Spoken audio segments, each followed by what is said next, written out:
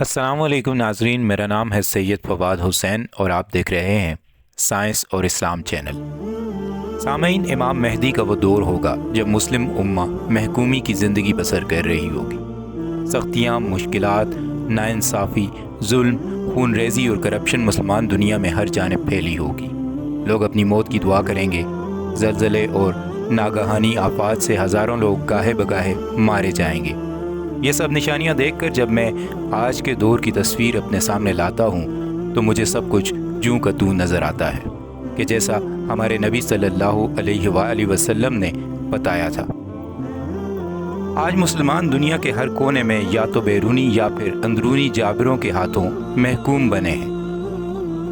फिर वो रोहिंग्या के मुसलमानों का कत्ले आम हो, यूइगर्स पे चीनी हुकूमत के मजालिम हों, फ़िलिस्तीन के मुसलमानों पर इसराइल का गासबाना कब्ज़ा हो, इंडिया के मुसलमानों पर मॉब लिंचिंग जैसे जुल्म हो, और या फिर कश्मीर, शाम, यमन, इराक़ और अफ़गानिस्तान की तबाहकारी हो, और जो मुल्क आज़ाद हैं वहाँ पर पाकिस्तान की तरह करप्ट और ताकत के नशे में गुम हुक्मरान काबिज़ होकर लोगों के बुनियादी हुकूक को भी सल्ब कर रहे हैं।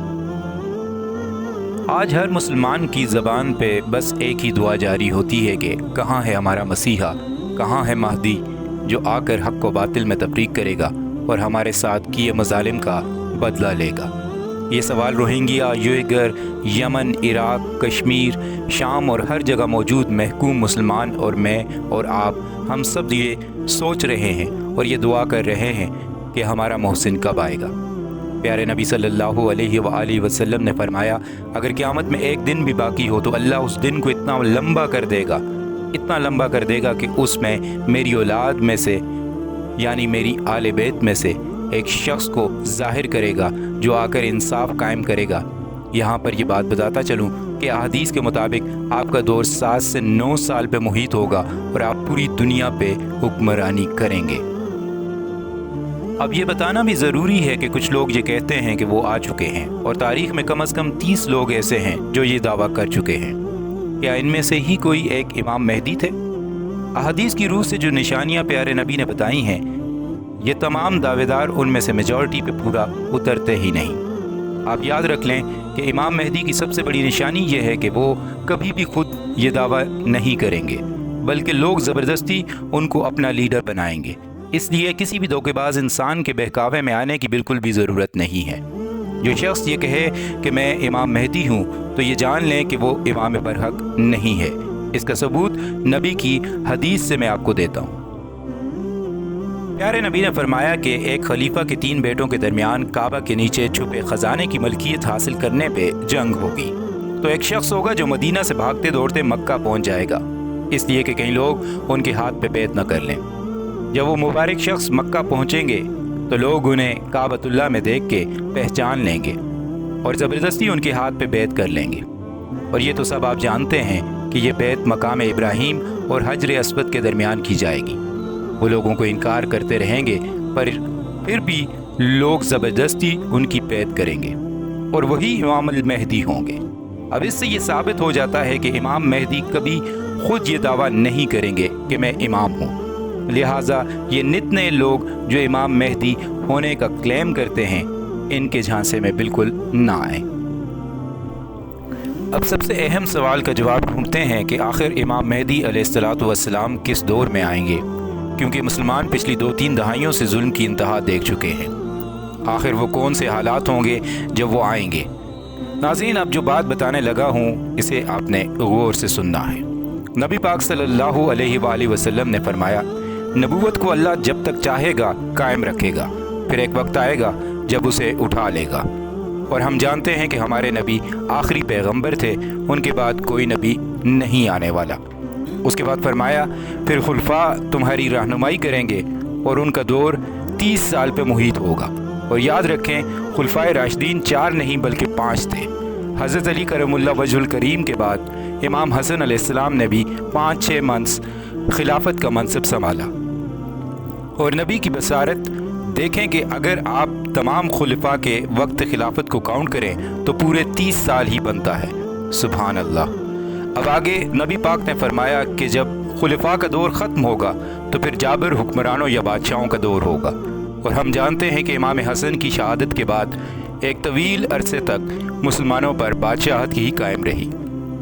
اور یقین مانیں اگر آپ تاریخ پڑھ لیں ان سب بادشاہوں کی تو آپ کو مومن ایک آدھ ہی نظر آئے گا، باقی سب کو آپ ظالم اور جابر ہی پائیں گے۔ پھر نبی صلی اللہ علیہ وآلہ وسلم نے آگے فرمایا کہ اس کے بعد ظالم اور غاصب حکمرانوں کا دور آئے گا، اور اللہ جب تک چاہے گا اسے قائم رکھے گا اور پھر اٹھا لے گا، اور اس کے بعد دوبارہ سے وہ دور آئے گا جب میری سنت کے مطابق دوبارہ سے حکمرانی ہوگی۔ یہ کہہ کر پھر پیارے نبی صلی اللہ علیہ وآلہ وسلم خاموش ہو گئے۔ اب دیکھا جائے تو وقت آخر سے پہلے عرب پہ ایک ایسی حکومت آئے گی جو نبی کی سنت کے عین مطابق ہوگی، اور وہ اس وقت ہمیں نظر نہیں آ رہا۔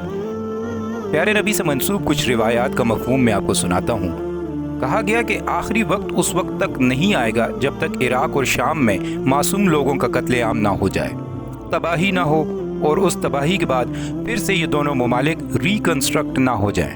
اب ایک بات یاد رکھ لیں کہ نبی پاک کے دور میں شام ان ممالک پہ مشتمل تھا، جن میں لیبنان، جارڈن، پیلسٹائن اور خود آج کل کا سیریا شامل ہے۔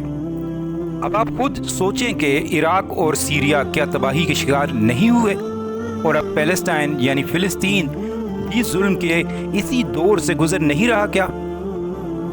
اس سے یہ ثابت ہوتا ہے کہ وہ دور بہت نزدیک ہے۔ اب ایک اور نشانی کے بارے میں سن کر آپ کو مزید حیرانگی ہوگی۔ نبی پاک نے فرمایا کہ وقت آخر سے پہلے لوگ آباد شہروں کو گرا رہے ہوں گے اور صحراؤں کو آباد کر رہے ہوں گے، جس کی مثالیں آپ کے سامنے ہیں کہ کیسے لوگ نیوم سٹی اور دبئی کے غیر آباد ایریاز کی ہاؤسنگ سوسائٹیز میں اپنی بکنگ کرا رہے ہیں، اور وہ بھی بہت تیزی سے۔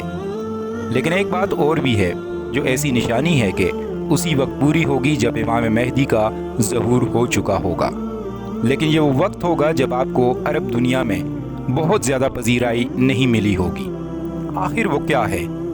یہ کچھ واقعات پر مشتمل ہے، جس میں پیارے نبی نے فرمایا کہ جب عرب کے خلیفہ کے 3 بیٹے آپس میں لڑ رہے ہوں گے تو تب پھر خراسان یا مشرق سے کالے جھنڈے لیے ایک لشکر آئے گا جو تمہیں یعنی عربوں کو کثیر تعداد میں قتل کرے گا۔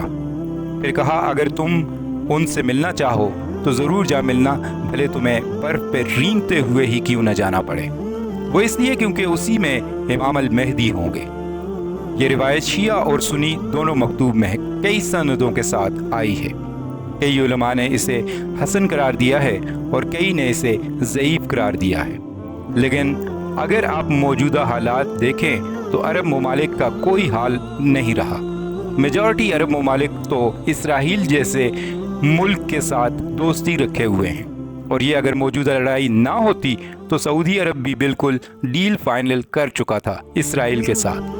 اس کے علاوہ آپ یہ بھی دیکھیں کہ سعودی عرب اپنے ملک میں ہالی ووڈ یا بالی ووڈ کے ایکٹرز کو بلا کر کانسرٹس کروا رہا ہے، اور اب اگر اس طرح کی بےہودگی اور برائیاں جب اس پاک سرزمین پر ہوں گی تو آپ یہ امید رکھ سکتے ہیں کہ ایک وقت آئے گا جب لوگ عرب کے حکمرانوں کی ان بےہودہ حرکتوں سے تنگ آ جائیں گے اور یہ فیصلہ کر لیں گے کہ ان سے مکہ و مدینہ جیسی پاک سرزمین کو آزاد کیا جائے، اور شاید وہی لوگ پھر یروشلم کو بھی فتح کرنے میں کامیاب ہو جائیں۔ اور یہ بھی میں بنا ثبوت کے نہیں کہہ رہا، بلکہ سنن ابی داؤد میں ایک حسن حدیث موجود ہے جس میں پیارے نبی نے فرمایا ایک وقت ہوگا جب یروشلم خوب خوشحال ہوگا لیکن مدینہ تباہی کی تصویر بنا ہوگا، اور جب مدینہ کرپٹ ہوگا یہ تباہ ہوگا تو پھر ملحمہ ہوگی، یعنی ایک بہت بڑی جنگ ہوگی۔ اس حدیث کو میں آگے جا کر مکمل بیان کروں گا، پر ابھی آپ کو یہ بتانا مقصد تھا کہ واقعی ایسا وقت آنے والا ہے جب مدینہ میں نبی کی سنت کے مطابق کام نہیں ہوا کریں گے۔ اب آخری روایت بھی سن لیں اور پھر میں کنکلوڈ کرتا ہوں اس حصے کو۔ پیارے نبی نے فرمایا وقت آخر سے پہلے عرب کے بدو یہ چرواہے اونچی اونچی بلڈنگز بنانے میں ایک دوسرے کے مقابل ہوں گے، اور وہ آپ دیکھ ہی رہے ہیں۔ اور ایسا بھی ممکن ہے کہ جیسے قطر اور سعودی عرب کی آپس میں لفظی لڑائی ہوئی تھی، ویسی ہی کیا پتہ UAE، سعودی عرب اور قطر یا کسی اور عرب ملک کے درمیان لڑائی ہو جائے۔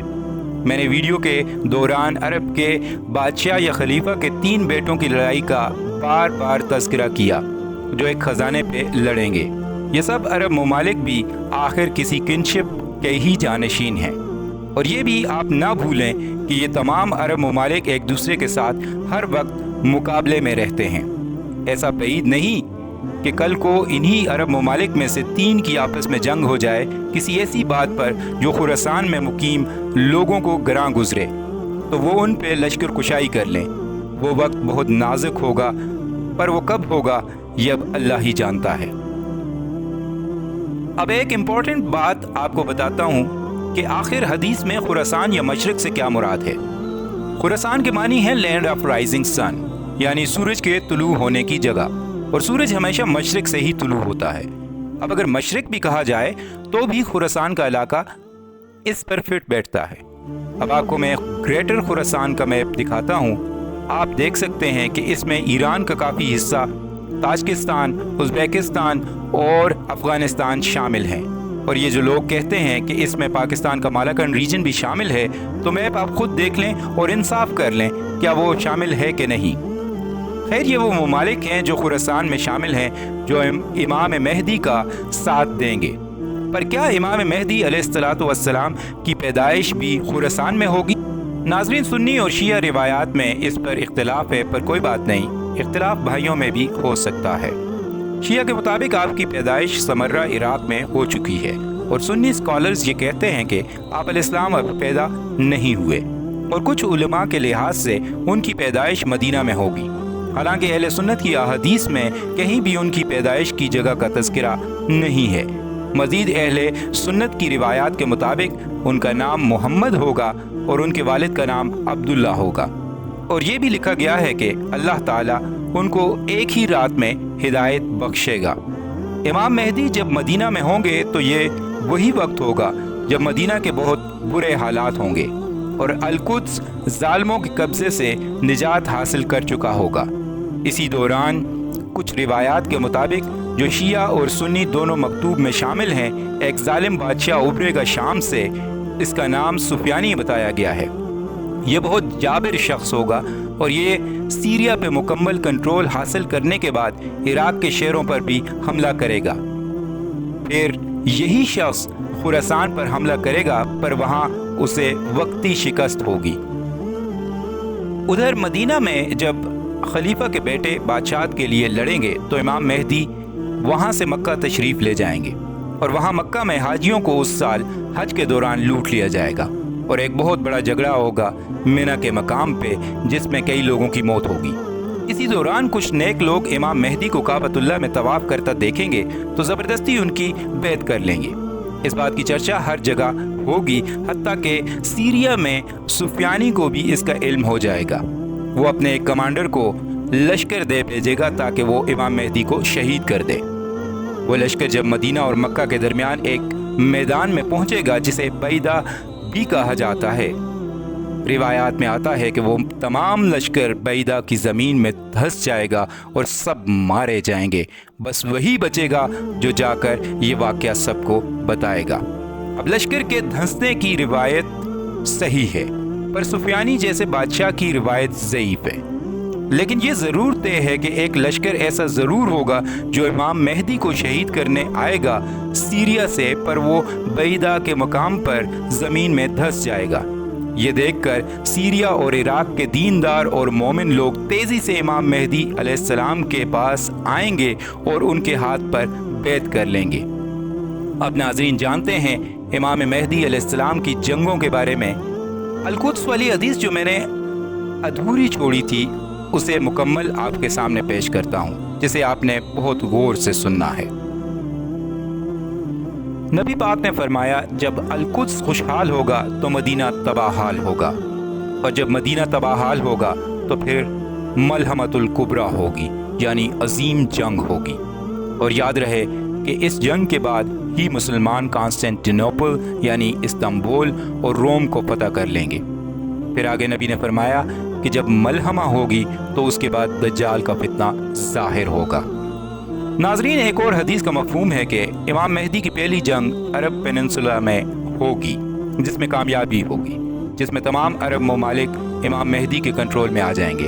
حتیٰ کہ سیریا کے اس ظالم بادشاہ کے لشکر کو بھی امام مہدی خراسانی لشکر کی مدد سے شکست دیں گے۔ پھر کہا تم پرشین سے جنگ کرو گے اور اللہ تمہیں کامیاب کرے گا۔ اس کے بعد تم رومنز یعنی یورپینز سے جنگ کرو گے اور اس میں بھی تمہیں اللہ کامیابی دے گا، اور پھر دجال کے خلاف تمہاری جنگ ہوگی۔ اب ناظرین، رومنز کے ساتھ جنگ بہت اہم ہے۔ بائبل اور تورا میں بھی ایک بڑی عظیم جنگ کا ذکر ہے۔ کہا جاتا ہے کہ پہلے یورپینز اور مسلمانوں کے درمیان ایک امن کا ایگریمنٹ ہوگا اور وہ ایک کامن دشمن کے ساتھ جنگ کریں گے۔ اب وہ کامن دشمن کون ہوگا یہ تذکرہ نہیں ہے، کیا پتہ وہ اسرائیل ہو جس کے خلاف مسلمز اور کرسچنز اکٹھے ہو جائیں اور مل کر القدس کو ان سے آزاد کر لیں، یا پھر وہ کوئی اور سپر پاور بھی ہو سکتی ہے جیسا کہ امریکہ یا کوئی اور۔ خیر میں کوئی پیش گوئی نہیں کر سکتا، لیکن یہ بات صحیح روایات میں آئی ہے کہ یورپینز اور مسلمان مل کر ایک کامن دشمن کے ساتھ جنگ کریں گے۔ نبی فرماتے ہیں کہ اس جنگ میں تمہیں آرام سے فتح ہوگی اور تم لوگ پیسفلی جنگ جیت کر واپس آ رہے ہوگے، تو اتنے میں ایک کرسچن سولجر کراس کو ہوا میں اٹھائے گا اور کہے گا کہ اس کی وجہ سے ہمیں جیت نصیب ہوئی۔ تو اس پہ ایک غیرت مند مسلمان اٹھے گا اور کہے گا کہ ہماری جیت کراس یعنی سلیب کی وجہ سے نہیں بلکہ اللہ کی مدد سے ہوئی ہے۔ وہ مسلمان اس کراس کو توڑ دے گا۔ اس بات کو بیس بنا کر کرسچنز یعنی یورپینز مسلمانوں کے خلاف جنگ کا اعلان کر دیں گے۔ نبی پاک فرماتے ہیں کہ یورپینز کے لشکر میں 80 بینرز ہوں گے اور ہر بینر کے نیچے 12,000 کا لشکر ہوگا، یعنی آپ سوچیں یہ مل کر 9,60,000 کا لشکر بنتا ہے جو مسلمانوں کے خلاف تیار ہوگا۔ اللہ اکبر۔ حدیث میں آتا ہے کہ اتنے بڑے لشکر کو دیکھ کر مسلمان 3 گروپس میں ڈیوائیڈ ہو جائیں گے۔ ایک ایسا گروپ ہوگا کہ جو یورپینز کی اتنی بڑی تعداد کو دیکھ کر ڈر جائے گا اور ان سے جا ملے گا اور اپنے لیے دوزخ کو چن لے گا۔ مسلمانوں کا دوسرا لشکر ایسا ہوگا جو ڈٹ جائے گا، پر اس میں سے کوئی ایک شخص بھی زندہ نہیں بچے گا، وہ سب اللہ کی راہ میں قربان ہو جائیں گے۔ پھر تیسرا لشکر وہ ہوگا جو یورپینز کے لشکر کے ساتھ ایسی جنگ کرے گا کہ جو زمین پہ پہلے کبھی نہ دیکھی گئی ہو۔ حدیث میں لکھا گیا ہے کہ یہ انتہائی دردناک اور تکلیف دہ جنگ ہوگی، پر اینڈ پہ مسلمانوں کو فتح نصیب ہوگی اور اسی لشکر کے لیڈر امام المہدی ہوں گے جو یورپینز کو شکست دیں گے۔ لیکن اس جنگ کے بعد مسلمان بہت ہی قلیل تعداد میں رہ جائیں گے، کیونکہ اس جنگ میں اگر کسی کے گھر کے 100 لوگ تھے تو 99 مارے جائیں گے، یعنی اس لیول پہ قربانی دینی پڑے گی۔ پھر جب جنگ جیت کر مسلمان واپس آ کر اولیو ٹریز پہ اپنی تلواریں لٹکا رہے ہوں گے تو تب شیطان آواز لگائے گا کہ دجال ظاہر ہو چکا ہے۔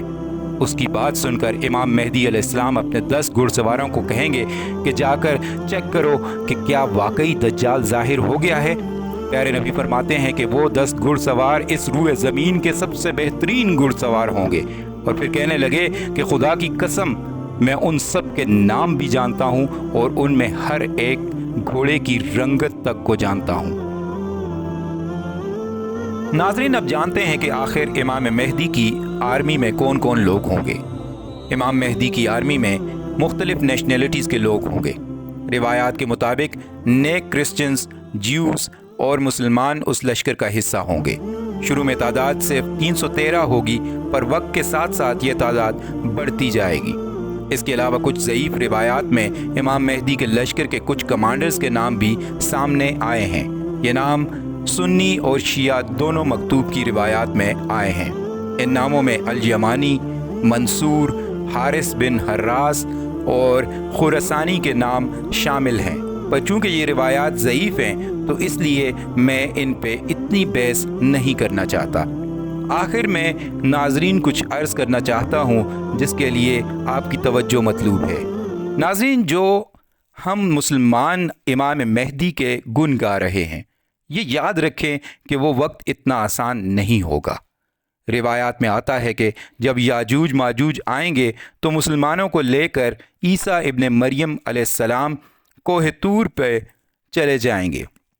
کوہ طور پہ تو ہزاروں لوگ صرف اکٹھے ہو سکتے ہیں، تو سوچیں کتنی قلیل تعداد رہ جائے گی مسلمانوں کی۔